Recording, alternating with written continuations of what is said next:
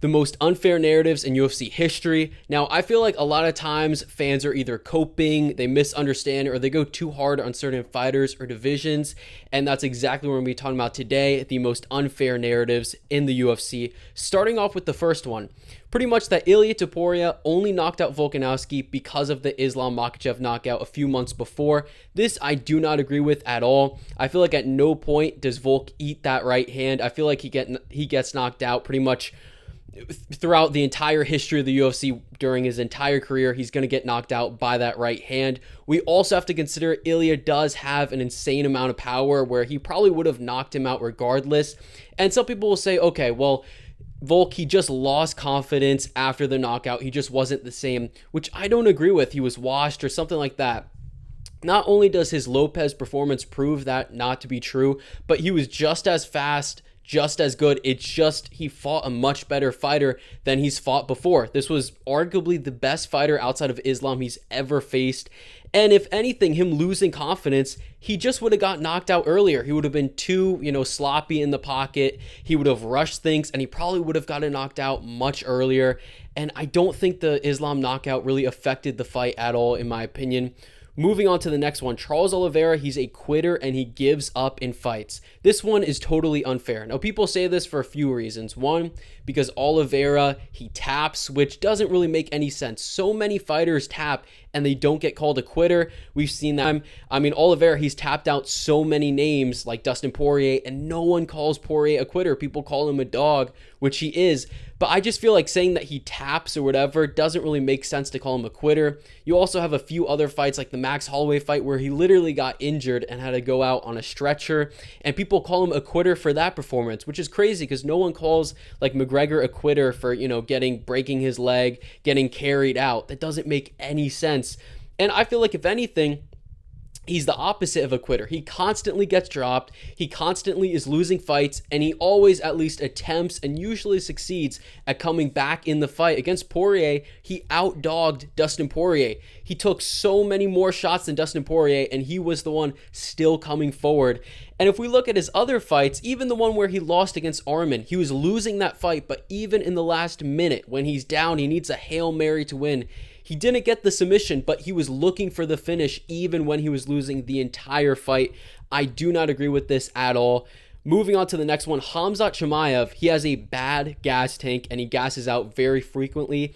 I don't agree with this. If we look at the Usman and Burns fight, in both of those fights, I get Usman was on short notice, 10 days. But regardless, Usman is known for having a good gas tank, and Khamzat, he was pushing the pace more than Usman. And if we look at the Burns fight, that was an absolute war, crazy pace, and he was pushing harder than Gilbert Burns. And I believe he was injured. I think he broke his hand or arm against Usman, and the crazy weight cut at 170. He has a good gas tank, especially considering how high of a pace he fights at, especially in the first round. And I don't agree with people saying he can't win decisions when he's done it twice against Usman and Burns. I think he could win a decision against Dricus, even though I still lean Dricus. It's a very close fight. But yeah, I feel like Khamzat Chimaev has actually a pretty good gas tank in my opinion.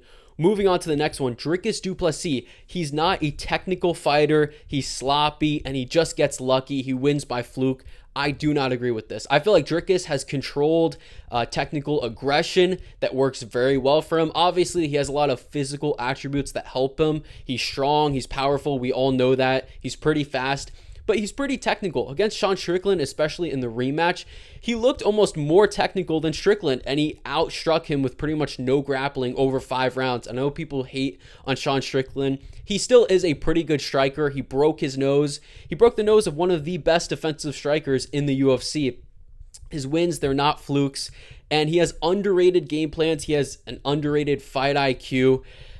But yeah, I feel like Dricus du Plessis, very underrated, and he's getting better. Every single fight he improves, and compare him to the Derek Brunson fight.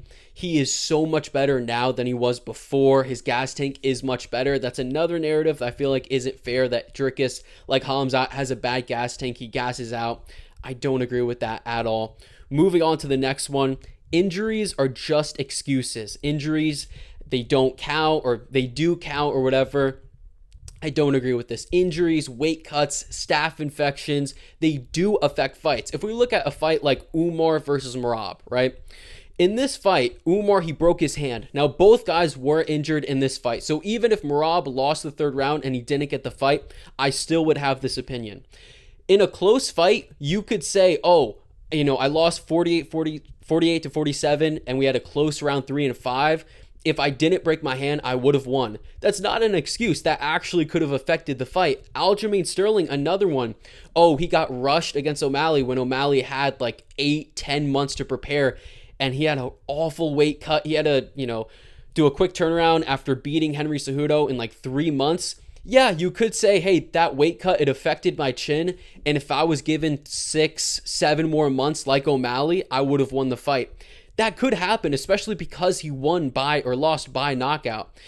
BSD, a guy known for having a great chin, good cardio, pushing the pace, and relying on his durability. You could say, yeah, I lost to Dustin Poirier when he was winning the entire fight pretty much until the knockout. Even though we're looking back, it probably would have just happened later on in the fight. BSD, he could say, I lost because I had a horrible staph infection, one of the worst in the UFC. I rely on my gas tank and my durability. That's part of the reason why I lost the fight. That's completely true. That's not coping or anything. Injuries, they do affect fights, and they're not just excuses. I mean, there's so many more examples of this. You have Jorge Masvidal, when he fought Kamaru Usman, I believe the first time, you could say, oh, he's making excuses, whatever. No, he fought on 6 days' notice. That's going to affect the fight. Volkanovski, that's another one. When he fought Islam the second time, that's not an excuse. Yeah, he fought on 10 days notice outside of camp. He had no training camp against Islam Makhachev in Abu Dhabi. I don't really understand how fans can't understand this. But yeah, this is another narrative that I really don't think is true. And I think it's pretty unfair, to be honest. Moving on to the next one. Champ fights are better than regular title wins. I don't agree with this. I think that having a second belt, Islam Makhachev moving up to face JDM, I don't know how much better that is than beating Ilia Topuria. Now, I'm not saying Islam is ducking Ilia Topuria or anything. I don't really agree with that. I don't think he's scared. I just don't think it's that much better or even better for him to beat JDM than to beat Ilia. If we look at Bisping versus GSP, yeah, it was a champ fight. It wasn't really a great legacy fight, in my opinion. It was good, but Bisping wasn't the best champion. The real fight at the division was Robert Whittaker, even Yoel Romero.